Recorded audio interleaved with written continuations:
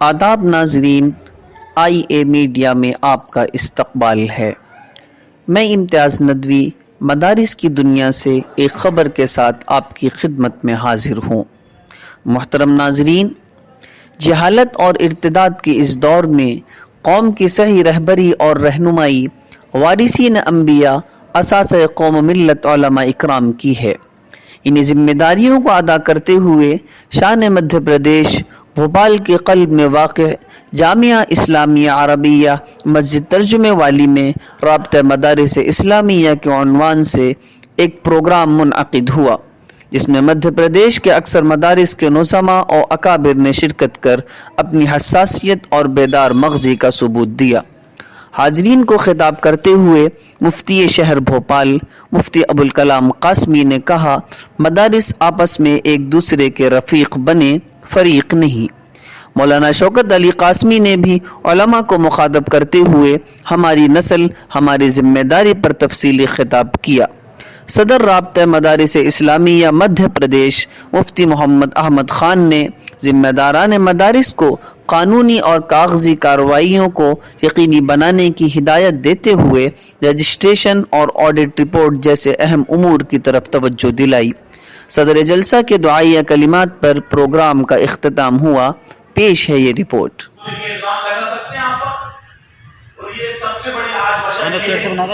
جب بھی آپ کسی عالم یا کسی علماء کو ہمارے بڑوں کو اس کی گرفت میں لاتے ہیں تو سب سے پہلے جو الزام لگتا ہے وہ یہی لگتا ہے کہ ان کے پیچھے سے پرنٹنگ ہو رہی ہے، غیر ملک ان کی مدد کر رہے ہیں۔ میرے بھائیوں، غیر ملک کوئی مدد نہیں کرتا، جو بھی مدد ہوتی ہے ہمارے ہندوستان سے، ہماری عوام ہمارے لوگ مدد کرتے ہیں۔ محترم حضرات علماء کرام، صوبہ مدھیہ پردیش کے مختلف علاقوں سے مدارس اسلامیہ کے ذمہ داران اور اکابر علماء کرام یہاں تشریف فرما۔ یہ رابطہ مدارس اسلامیہ شاخ مدھیہ پردیش کی مجلس عمومی کا اجلاس ہے، جس میں سب رکن مدارس کے نمائندے تشریف لاتے، کچھ غیر مربوط مدارس کے ذمہ داران حضرات بھی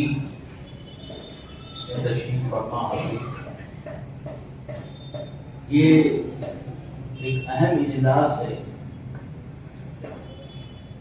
اور اس موقع پر تمام حضرات نے شرکت فرمائی۔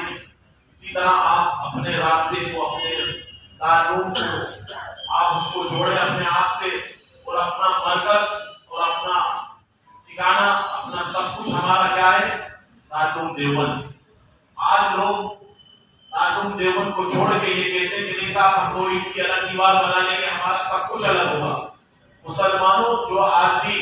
آپ نے دیکھا ہوگا جو انگور اتنے انگور بازار کے اندر جب وہ شاخ میں گچھوں میں ہوتے ہیں تو انگوروں کی قیمت ہوتی ہے، تو صاحب قیمت ہوتی ہی نہیں ہوتی،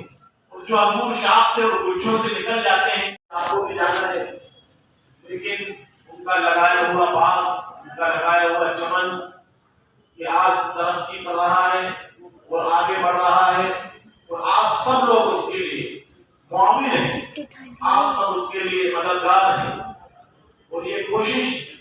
یہ تعاون ہمیشہ رہنا چاہیے۔ دیکھیے اس وقت جو حالات بنائے جا رہے ہیں، بن رہے ہیں، بنانے کی کوششیں کر رہے ہیں، سب سے پہلے دشمنان اسلام کو اگر کسی سے بغض و عداوت ہوتی ہے تو وہ مدارس سے ہوتی ہے۔ بہت یاد آ رہے ہیں کہ وہی تمام علمی، دینی، فکری اور جماعتی کاموں کے یہاں وہ ہے رواں اور ذمہ دار، کافی عرصے تک وہ رابطے کے صدر بھی رہے، مختلف ذمہ داریاں بھی ان سے اٹھانی اور بہت ہی کارہائے نمایاں انہوں نے انجام دیے۔ آج وہ ہمارے درمیان نہیں ہے، اللہ کو پیارے ہوتے، اللہ تعالیٰ ان کی قبر کو نور سے منور فرمائے، ان کو جنت الفردوس میں اعلیٰ مقام عطا فرمائے، سبھی پسماندگان صبر کی توفیق عطا فرمائے اور ان کے چھوڑے ہوئے کاموں کو مکمل کرنے کے لیے اور ان کے جانشین جناب مولانا محمد احمد صاحب ان کے نقش قدم پر چل کر دین و ملت کی ہر طرح کی مقبول خدمت کی توفیق عطا فرمائے۔ محترم حضرات، یہ رابطے کا اجلاس جو صوبائی رابطہ ہوتا ہے، مجلس عمومی کا اجلاس سال میں ایک دفعہ ضرور ہوتا ہے، وہ آج یہاں ہمیں بیٹھ کر غور کرنا ہے کہ رابطے کو کس طرح فعال بنایا جائے۔ حضرت مولانا عبدالرزاق صاحب علیہ رحمہ کے بعد مسئلہ جانشینی کا تھا، لیکن جناب مولانا محمد احمد صاحب ان کی نگرانی میں ان کی کافی تربیت ہوئی اور بڑے بڑے کام انہوں نے بھی ان میں حصہ لیا، اور یہ ادارہ بھی بڑا مرکزی ادارہ ہے۔ تو حضرت مدن صاحب دامت برکاتہ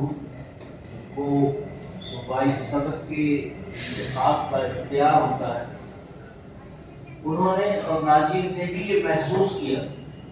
کہ رابطے کو مضبوط کرنے کے لیے اور آئندہ فعال رکھنے کے لیے